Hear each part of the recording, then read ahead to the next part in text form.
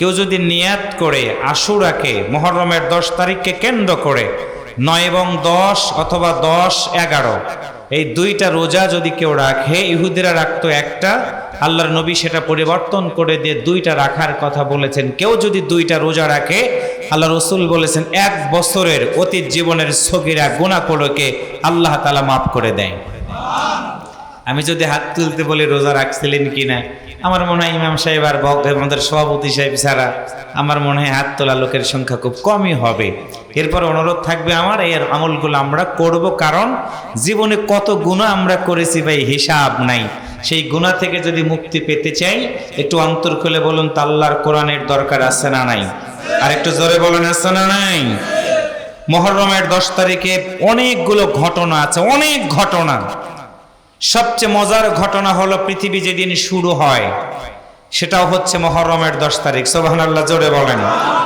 আদি পিতা আদম আলাইহিস সালাম পৃথিবীতে যিনি আগমন করলেন আল্লাহ তাআলার কুদরতি মাধ্যম দিয়ে, সেটাও ছিল মুহররমের 10 তারিখ।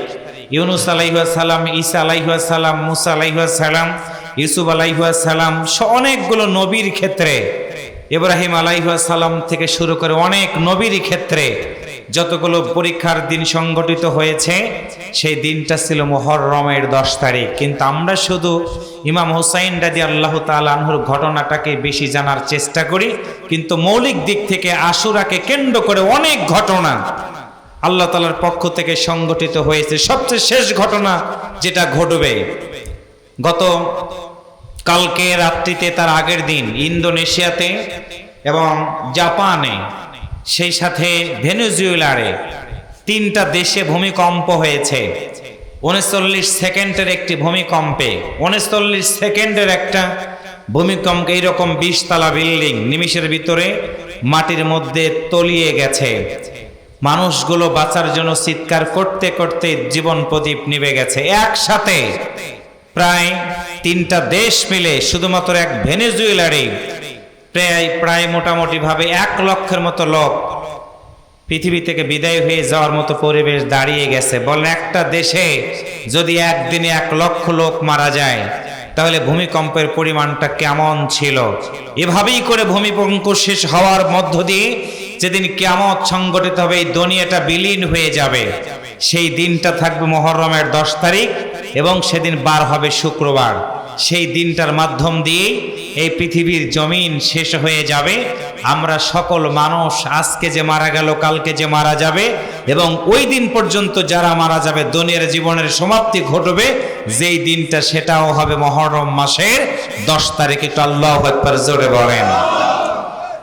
সেই জন্য আজকে কোরআনুল কারীমের একটি গুরুত্বপূর্ণ সূরা আল বাকারা থেকে একটা আয়াত বেছে নিয়েছি। আল্লাহ তাআলা বলেন, সূরা বাকারা বিশ্বনবী সাল্লাল্লাহু আলাইহি ওয়াসাল্লামের মাদানী জিন্দেগিতে সূরাটি নাজিল হয়। মোট আয়াত সংখ্যা 286, রুকু সংখ্যা 40। সেখানকার 218 নম্বর আয়াত আল্লাহ তাআলা রাসূলের উপরে নাজিল করে দিয়ে এই জাতিকে মুক্তি দেওয়ার জন্য, জান্নাতে যাওয়ার জন্য কিছু দিক নির্দেশনা দিয়েছেন। হক এবং বাতিল কোনোদিন এক হয় না। বাতিলের সাথে ইমাম হুসাইন রাদিয়াল্লাহু তাআলা আনহু যদি তিনি আপোষ করতেন, তাহলে কারবালার ময়দানে তাকে জীবন দিতে হতো না। পরিবার সহ 70 থেকে 72 জন সাথীকে কারবালার ময়দানে জীবন দেওয়ার মাধ্যম দিয়ে ইসলাম তথা বাতিলের সাথে একটা দ্বন্দ্বের পার্থক্যটা আরো বৃদ্ধি হয়ে গেল। ইমাম হুসাইন রাদিয়াল্লাহু তাআলা এতটুকু বুঝাই দিয়ে গেলেন, আমার সংখ্যা ছিল কম, পরিবারভুক্ত 70 থেকে 72 জন সাথী নেওয়ার পরেও আমি ইয়েজিদ বাহিনীর সামনে দাঁড়ালাম ইসলামটাকে বুলন্দ করার জন্য, আল্লাহর আইন আল্লাহর জমিনে প্রতিষ্ঠিত করার জন্য, বিশ্বনবীর আদর্শ বাস্তবায়ন করার জন্য প্রাণপণ চেষ্টা করে গিয়েছি। আমি জীবন দিয়েছি, কিন্তু একমাত্র আল্লাহ তাআলাকে খুশি করার সিদ্ধান্ত নেওয়ার মাধ্যম দিয়ে স্ত্রী হারিয়েছি, সন্তান হারিয়েছি, প্রতিবেশীকে হারিয়েছি। চোখের সামনে কলিজার টুকরা সন্তানগুলো ছটফট করে পৃথিবী থেকে বিদায় হয়ে যাচ্ছে। সন্তানগুলো পানি পানি বলে চিৎকার করছে। ইমাম হুসাইন রাদিয়াল্লাহু তাআলা আনহু সেই দিকে ভ্রুক্ষেপ না করে একমাত্র আল্লাহ তাআলাকে খুশি করার জন্য তিনি জিহাদের ময়দানে অবতীর্ণ হওয়ার মাধ্যম মাধ্যম দিয়ে যদি আল্লাহ তাআলাকে সন্তুষ্ট অর্জন করতে পারেন, আজকের এই মাহফিল থেকে আমরাও দীপ্ত কণ্ঠে শপথ নিয়ে বাড়িতে ফিরে যাব।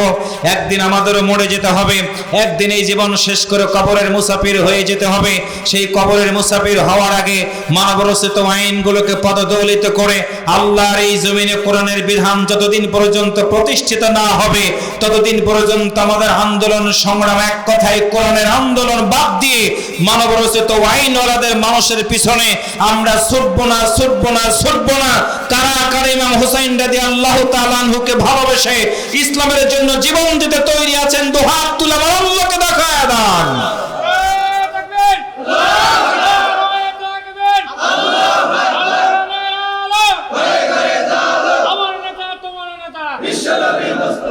হাত নামান দিনী ভাইয়েরা, এই যে আমরা দুটি হাত তুলে আমরা আল্লাহকে তাকবীর দিলাম, তার মানে হলো আমাদের আল্লাহ মহান।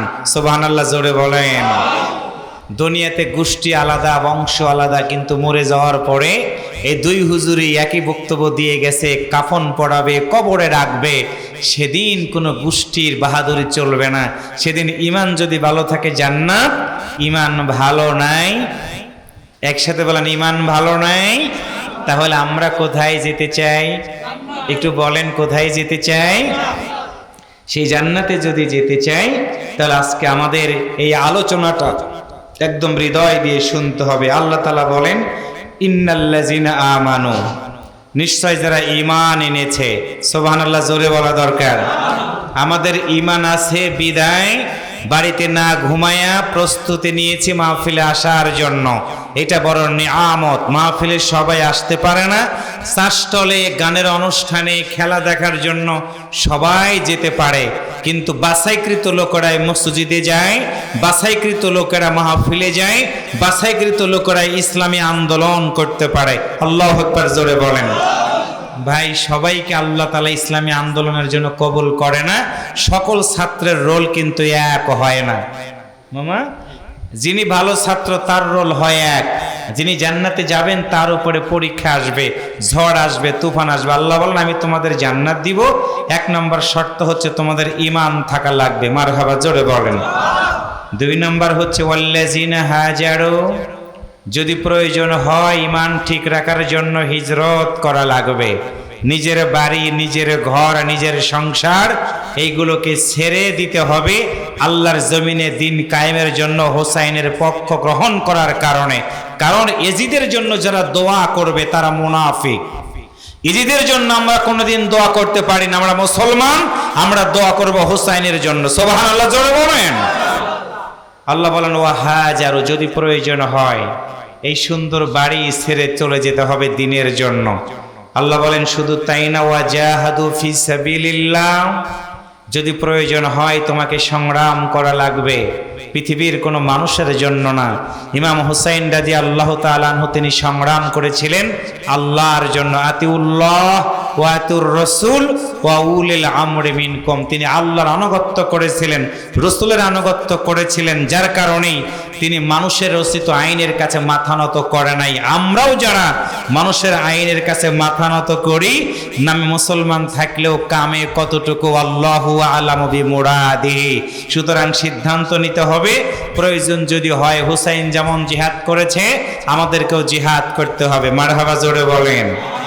এই তিনটা কাজ যদি আমরা করি, আল্লাহ বলেন তোমাদের জন্য আমি দুটি নিয়ামত দিয়ে দিব। এক নম্বর নিয়ামত হলো উলাইকা ইয়ারজুনা রাহমাতাল্লাহ, আল্লাহ বলেন আমি তোমাদের প্রতি রহমত নাজিল করে দিব। সুবহানাল্লাহ বলা দরকার না?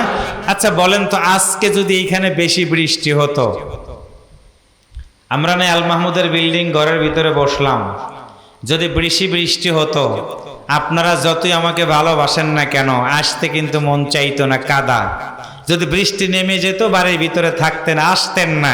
ইয়ারজুনা রাহমাতাল্লাহ, আল্লাহ তাআলা আমাদের প্রতি মাহফিলের প্রতি রহমত নাজিল করেছে বিদায় আকাশটা সুন্দর করে দিয়েছে। এই জন্য কি আরেকবার সুবহানাল্লাহ বলা দরকার না? আজকে বাস্তব বুঝে নেন যে আল্লাহর রহমত কোনটা। দুই নাম্বার হচ্ছে সুসংবাদ, আল্লাহ বলেন শুধু তোমাদের প্রতি আমি রহমতই নাজিল করব না, এই রহমত নাজিল করবে আল্লাহ হচ্ছে দুনিয়াতে। যেটা আমরা আজকে দেখলাম, বৃষ্টি দেওয়ার মতো ক্ষমতা কি আল্লাহর আছে না নাই? ভূমিকম্প দেওয়ার মতো ক্ষমতা কি আল্লাহর আছে না নাই? কিন্তু আল্লাহ তাআলা সেটা আমাদের জন্য দুনিয়াতে দিলেন রহমত। সুসংবাদ হচ্ছে আর একটা, আল্লাহু গফুরুর রহিম। এটা হচ্ছে মরে যাওয়ার পরে আল্লাহ তাআলা বলেন আমি তোমাকে ক্ষমা করে দিব কি জীবনের গুনাহ খাতা। আপনাদের জীবনে কি গুনাহ আছে? যারা চুপ করে আছেন তারা মনে হয় ফেরেশতা। একসাথে বলেন তো, আপনাদের জীবনে কি গুনাহ আছে?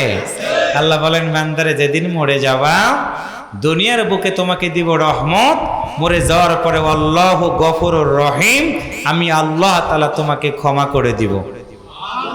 সুবহানাল্লাহর জোরে বলা দরকার। ভাই, অন্যায় করে যদি দুনিয়াতে কেউ মাফ করে দেয় তাই অনেক খুশি হন।